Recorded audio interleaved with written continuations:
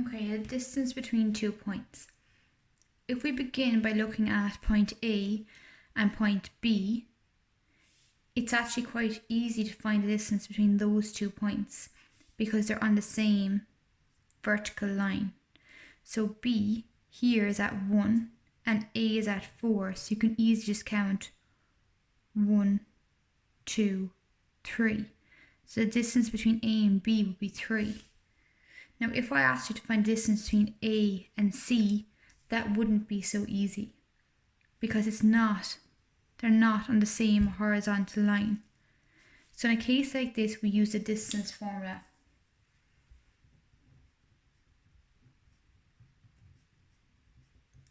Which is equal to the square root of x2 minus x1 to be squared plus y2 minus y1 to be squared.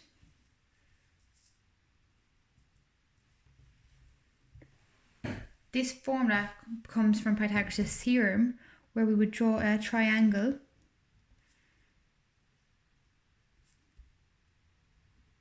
and use Pythagoras' theorem to find the distance between A, C. You do not need to do this every time. This formula here is in your log tables.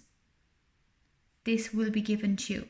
All you need to know what to do is how to label x1, y1 and x2, y2. So we're looking for the distance between AC.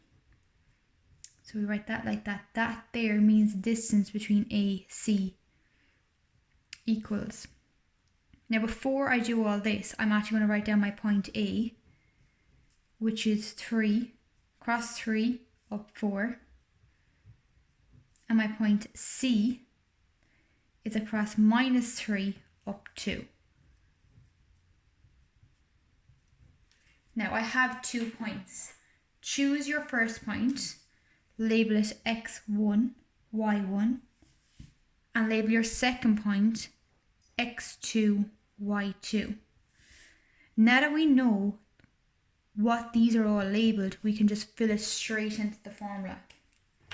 So the square root, bracket, x2 is minus 3, minus x1 is 3, to be squared, plus y2, which is 2, minus y1, which is 4, all to be squared. Now you can put that straight into your calculator, or you can do it bit by bit. So AC is equal to the square root of minus 6 to be squared plus minus 2 to be squared. AC equals the square root of minus 6 squared is 36 plus minus 2 squared, which is 4. So AC is equal to the square root of 40.